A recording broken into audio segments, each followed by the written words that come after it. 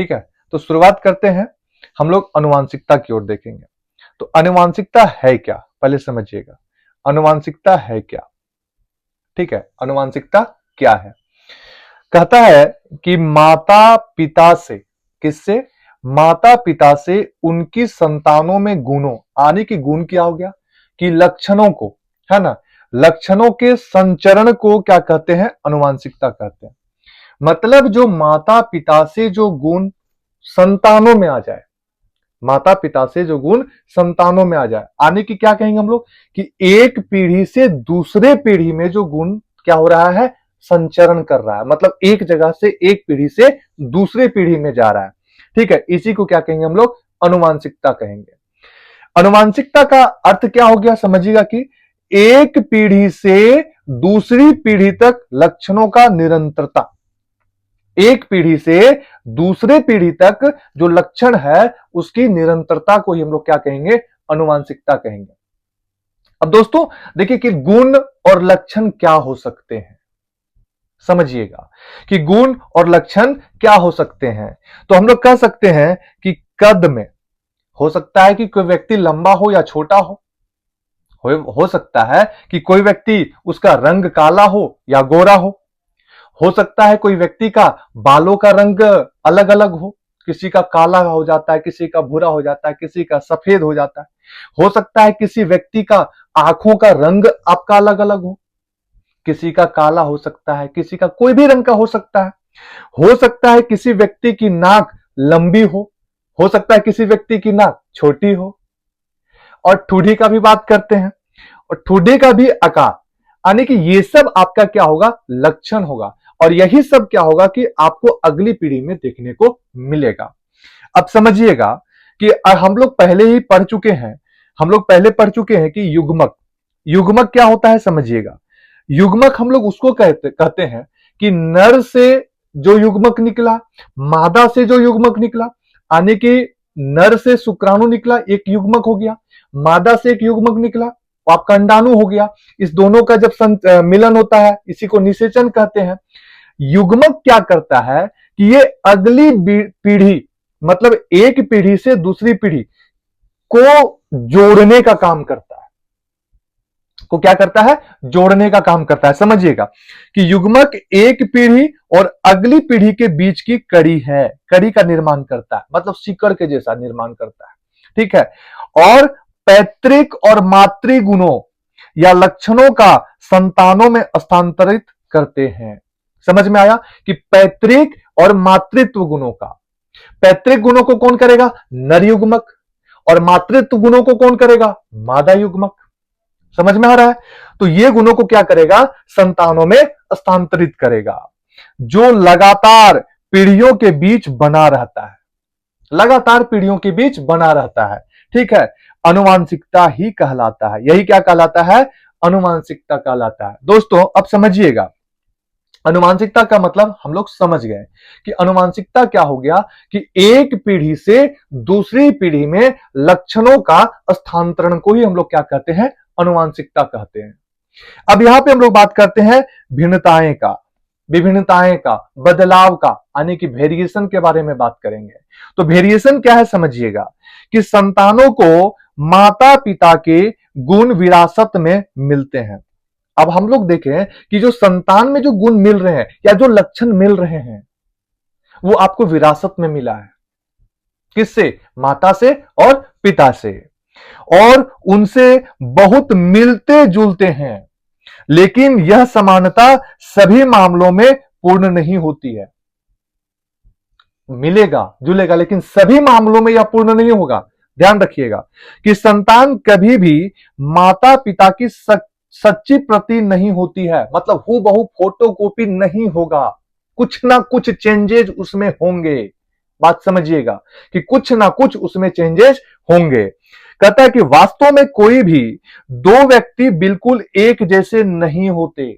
अगर हम लोग बात करते हैं कि वास्तव में कोई भी व्यक्ति एक जैसा नहीं मिलेगा आपको देखने के लिए, नहीं होते हैं, और किसी एक प्रजाति के सदस्य एक दूसरे से कुछ ना कुछ गुणों में भिन्न होते हैं। अगर एक ही व्यक्ति है, एक ही जाति के लोग हैं, एक ही प्रजाति के सदस्य हैं तो उसमें क्या होगा, कुछ ना कुछ गुण उसमें भिन्न आपको देखने को मिलेगा। इन अंतरों को विभिन्नताओं के रूप में जाना जाता है। इन्हीं अंतर को हम लोग क्या कहेंगे, विभिन्नताओं के रूप में हम लोग जानते हैं। अब आगे बढ़ते हैं, कहते हैं कि एक प्रजाति के व्यक्तियों के बीच, अगर हम लोग बात करते हैं यहां पे कि एक प्रजाति के व्यक्तियों के बीच गुणों में अंतर को भिन्नता कहा जाता है। मतलब समझ में आया कि एक ही प्रजाति के व्यक्तियों के बीच, एक ही प्रजाति के व्यक्तियों के बीच गुणों में अंतर को क्या कहेंगे, भिन्नता कहेंगे। ठीक है, अब हम लोग समझते हैं कि भिन्नता कैसे कैसे होता है, ये तो हम लोग अब देखिए समझिएगा कि एक होता है कि मुक्त कर्णपाली। अब कर्णपाली क्या होता है कि दोस्तों देखिए, ये जो कान है ना, ये वाला जो कान का भाग देख रहे हैं, ये वाला, ये कान आपका कर्णपाली कहलाता है। किसी व्यक्ति में ये कर्ण देखिए जुड़ा हुआ रहेगा, जैसे हमारे में देखिए ये जुड़ा हुआ है, ये आपका कर्णपाली जुड़ा हुआ है।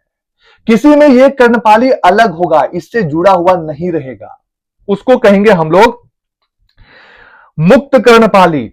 उसको क्या कहेंगे हम लोग, मुक्त कर्णपाली। जो कान से जुड़ा हुआ, यहां से जुड़ा हुआ नहीं रहेगा, उसको कहेंगे मुक्त कर्णपाली, और जो जुड़ा हुआ रहेगा उसको कहेंगे संलग्न कर्णपाली। और ये क्या होता है कि मानव आबादी में पाई जाने वाली एक भिन्नता है। ये आपका जो मुक्त कर्णपाली और संलग्न कर्णपाली जो है, ये मानव आबादी में पाई जाने वाली एक भिन्नता है। आपको अधिकांश लोगों में आपको क्या मिलेगा, देखिए ये देख रहे हैं ना, ये जो कान आपका देख रहे हैं कि ये जो जुड़ा हुआ है, इसी को कहेंगे हम लोग, क्या कहेंगे, संलग्न कर्णपाली, संलग्न। और ये जो कान देख रहे हैं कि यहां पे आपका क्या है, ये भिन्न है, ये जुड़ा हुआ नहीं है, इस कान को हम लोग कहेंगे मुक्त कर्णपाली। क्या कहेंगे, मुक्त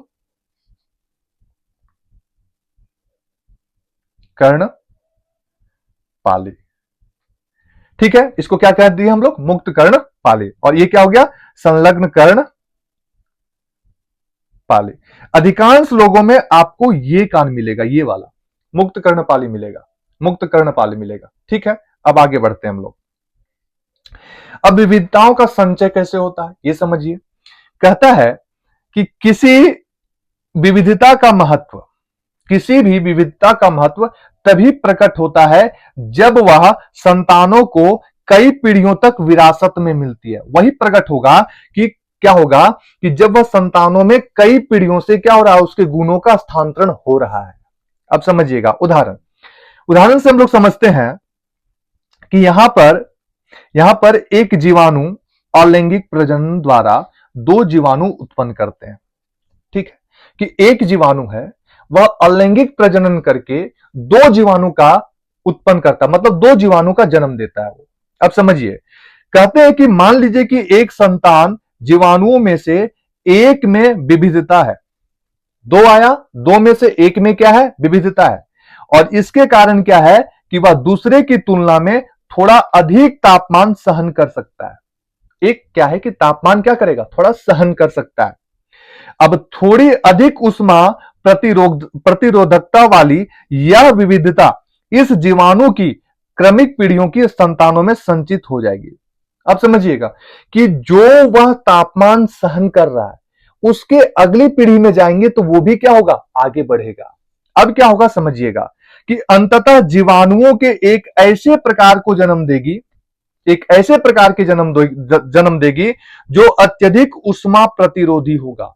थोड़ा थोड़ा सह रहा था, लेकिन अब वो एक ऐसे प्रकार की जीव को जन्म देगा जो क्या करेगा, उस उष्मा प्रतिरोध को मतलब सहन कर सकता है, उष्मा को सहन कर सकता है, और बहुत अधिक तापमान पर भी वह जीवित रहने में सक्षम होगा। तो ये क्या हुआ, पीढ़ी से अगले पीढ़ी में स्थानांतरित हुआ, एक पीढ़ी से अगली पीढ़ी में स्थानांतरित हुआ। कहता है कि किसी प्रजाति के लिए विविधता का सबसे बड़ा भाग है कि यह बदलते परिवेश में उसके जीवित रहने की संभावनाओं को बढ़ा देता है।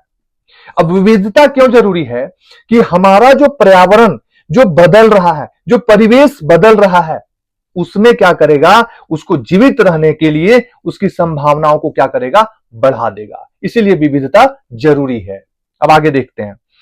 अब इसमें कुछ हम लोग देखेंगे कि यहां पे कुछ शब्द हैं जो आपके आगे का पार्ट हम लोग जब मेंडल का लॉ पढ़ेंगे तो वहां पे आपका प्रयोग होगा। उसमें एक आता है गुणसूत्र। क्या आता है? गुणसूत्र। अब देखिए गुणसूत्र है क्या, समझिएगा। गुणसूत्र है क्या?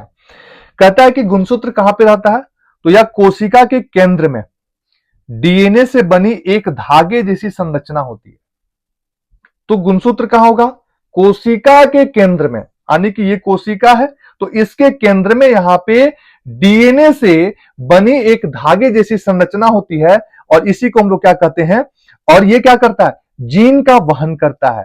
जीन का क्या करेगा? वहन करेगा। जीन को एक जगह से दूसरी जगह तक ले जाने का काम करेगा। कौन? गुणसूत्र। ठीक है, अब समझिएगा। अब एक वादा आया जीन, तो गुणसूत्र क्या हो गया? कोशिका के केंद्र में डीएनए से बनी एक धागे जैसी संरचना है जो किसका वहन करेगा? जीन का। याद रखिएगा, किसका वहन करेगा? जीन का। अब आते हैं जीन। जीन गुणसूत्र पर डीएनए की एक इकाई होती है। याद रखिएगा, जीन क्या है कि गुणसूत्र पर डीएनए की एक इकाई होती है जो एक प्रोटीन के संश्लेषण को नियंत्रित करती है। प्रोटीन के संश्लेषण को नियंत्रित करने का काम कौन करता है? जीन करता है, जो किसी जीव के एक विशिष्ट गुण को नियंत्रित करता है। किसी भी जीव के एक विशिष्ट गुण को नियंत्रित करने का काम कौन करता है? जीन करता है। आगे देखिए, जीन क्या कहता है? जीन हम लोग कहते हैं कि जीन जो है यह अनुवांशिकता की इकाइयां हैं। जीन किसकी इकाइयां हैं? अनुवांशिकता की, जो प्रजनन के दौरान माता पिता से उनकी संतानों में लक्षणों को स्थानांतरित करते हैं। बात समझ में आ रहा है कि जीन क्या है? जीन एक अनुवांशिकता इकाई है। अनुवांशिकता की इकाई कौन है? जीन है, जो क्या करता है कि प्रजनन के दौरान माता पिता से उनकी संतानों में लक्षणों को स्थानांतरित करने का काम करता है। कौन? जीन।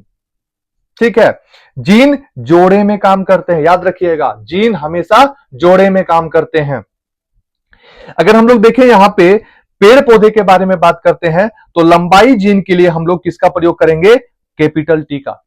लंबाई जीन के लिए हम लोग किसका प्रयोग करेंगे? कैपिटल टी का। और अगर बोने जीन है तो उसके लिए छोटा टी का प्रयोग करेंगे।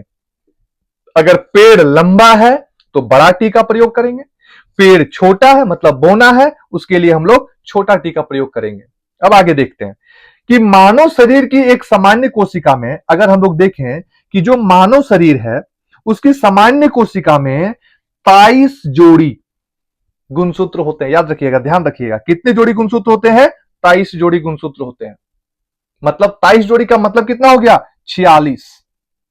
कितना हो गया? 46 गुणसूत्र पाए जाते हैं। पुरुषों और महिलाओं में जो 22 जोड़ी होती है, यानी कि नर और मादा में जो 22 जोड़ी होती है, ये गुणसूत्र आपका समान होता है, एक जैसा होगा।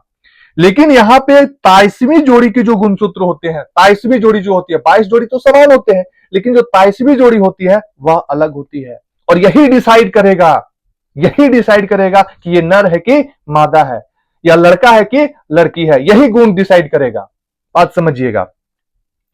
अगर हम लोग यहां पे देखें कि जो पुरुष है, पुरुष में एक्स होता है और वाई होता है, ये आपका लैंगिक गुणसूत्र है। पुरुषों के लिए लैंगिक गुणसूत्र कौन है? यानी कि लैंगिक मतलब आप कह सकते हैं कि लिंग को निर्धारण करने वाला कौन है? तो यही गुणसूत्र है, एक्स और वाई पुरुषों में। महिलाओं में बात करते हैं तो महिलाओं में 2 एक्स गुणसूत्र होते हैं। 2 एक्स गुणसूत्र होते हैं, 2। याद रखिएगा, 2 एक्स गुणसूत्र होते हैं। कितना गुणसूत्र होते हैं? 2। और दोनों क्या होगा? एक्स ही होगा। दोनों क्या होगा? एक्स ही होगा। समझिएगा, ध्यान रखिएगा। समझ में आ रहा है? चलिए आगे बढ़ते हैं। ये आपका जीन है। आप देख रहे हैं कि ये आपका क्या है? जीन है। जीन छोटे छोटे रूप में रहते हैं। ये आपका देखिए, ये जीन है, ये वाला। ठीक है, ये क्या करता है? वंशानुगत लक्षणों को नियंत्रित करने का काम करता है। हम लोग पहले भी देखे कि जीन क्या करता है? वंशानुगत लक्षणों को नियंत्रित करने का काम करता है। जैसे मनुष्यों में बालों का रंग, मनुष्यों में बालों का रंग, ये बाल का रंग, बाल का कलर, आंखों का रंग। मनुष्यों में बालों का रंग कौन नियंत्रित करेगा? आपका जीन करेगा। आंखों का रंग कौन करेगा? जीन करेगा। त्वचा का रंग कौन करेगा? जीन करेगा। चलिए, जीन क्या होता है? 2 प्रकार का होगा। जीन आपका एक प्रभावी जीन होता है और एक अप्रभावी जीन होता है। अब देखिए, प्रभावी जीन किसे कहते हैं? वह जीन जो वैकल्पिक जीन की उपस्थिति में भी किसी जीव की उपस्थिति का निर्णय करता है। बात समझिएगा कि वह जीन जो वैकल्पिक जीन की उपस्थिति में, वैकल्पिक जीन की उपस्थिति में किसी जीव की उपस्थिति का निर्णय करता है, यानी कि ये क्या होता है, अप्रभावी जीन पर हावी होता है। प्रभावी जीन किस पे हावी होता है, अप्रभावी जीन पर हावी होता है। अप्रभावी जीन क्या होता है, वह जीन जो किसी अन्य समान जीन की उपस्थिति में ही किसी जीव की उपस्थिति का निर्णय कर सकता है। अन्य समान, ध्यान रखिएगा, अन्य समान जीन की उपस्थिति में ही क्या करता है, वह निर्णय कर सकता है। समझिएगा। अब आता है कुछ, एक वर्ड आता है जीनोटाइप। बात समझिएगा कि जीनोटाइप क्या है, जीनोटाइप क्या है, जीनोटाइप क्या है, समझिएगा। कहता है कि किसी जीव की, अगर किसी जीव की आनुवांशिक संरचना को दर्शाने का काम करता है जीनोटाइप। किसी भी जीन की आनुवांशिक संरचना को दर्शाने का काम कौन करेगा, जीनोटाइप करेगा। जीनोटाइप किसी जीव में उपस्थित जीनों का विवरण है। जीनोटाइप क्या है, किसी भी जीव में उपस्थित जीनों का विवरण है। इसको हम लोग देखते हैं, अक्षरों में भी हम लोग लिख सकते हैं, इस प्रकार से होता है। जैसे कैपिटल टी दो बार देखने हैं, ये आपका कैपिटल टी स्मॉल टी है, और ये आपका स्मॉल टी और स्मॉल टी है। जहां पर हम लोग देखें कि जो कैपिटल टी है और जो स्मॉल टी है, एक ही जीन के विभिन्न रूप हैं। छोटा टी और बड़ा टी जो आप देख रहे हैं, आपका एक ही जीन का विभिन्न रूप है। ध्यान दीजिएगा। अब आता है फिनोटाइप। क्या आता है, फिनोटाइप। किसी जीव में दिखाई देने वाली विशेषता। किसी जीव में, जिस जीव में जो आपको दिखाई दे रहा है, वही क्या कहलाता है, फिनोटाइप। क्या कहलाता है, फिनोटाइप। तो एक चीज समझिएगा कि जीनोटाइप क्या हो गया, जीनोटाइप हो गया अनुवांशिक संरचना को दर्शाने का काम कर रहा है, और फिनोटाइप क्या हो गया कि जो आपको दिखाई दे रहा है, जैसे लंबा दिखाई दे रहा होगा, बोना दिखाई दे रहा होगा। अब आते हैं हम लोग F1 पीढ़ी की ओर बढ़ते हैं।